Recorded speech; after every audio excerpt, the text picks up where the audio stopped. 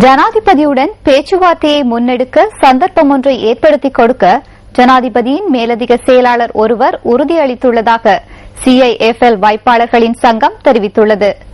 சிஐஎஃப்எல் தலைமை அலுவலகத்திற்கு முன்பாக கடந்த 20ஆம் தேதி சத்தியாகிரக போராட்டத்தை ஆரம்பித்த இவர்கள் இன்று ஆர்ப்பாட்டம் ஒன்றை முன்னெடுத்து ஜனாதிபதியுடனான பேச்சுவார்த்தையை கோரியிருந்தனர்.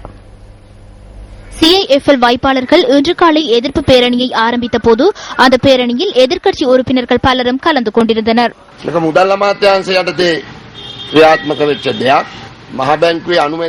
இது நிதி அமைச்சின் கீழ் நடைபெற்ற விடயமாகும். மத்திய வங்கி அங்கீகாரத்துடன் முன்னெடுக்கப்பட்டதாகும். ஆகவே இது தொடர்பில் அரசாங்கத்திற்கு பாரிய பொறுப்பு உள்ளது.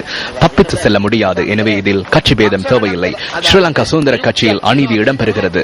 இதற்கு எதிராக செயற்பட வேண்டியது எமது கடமையாகும்.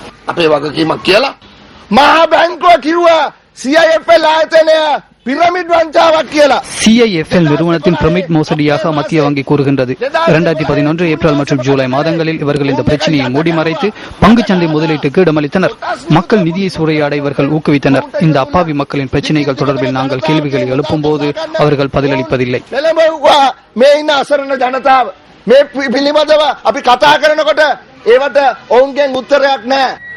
கொழும்பு நகர மண்டபத்திற்கு அருகில் அமைந்துள்ள சிஐஎஃப்எல் தலைமை அலுவலகத்திலிருந்து அலரி மாளிகையை நோக்கி ஊர்வலமாக சென்ற வைப்பாளர்களை கொல்பிட்டிய சந்தியில் போலீசார் தடுத்தனர்.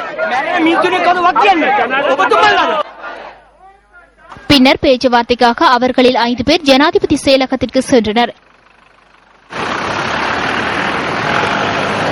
இது தொடர்பில் சிஐஎஃப்எல் வாய்ப்பாளர்கள் சங்கத்தின் பிரதிநிதிகள் ஊடகங்களுக்கு கருத்து தெரிவித்தனர்.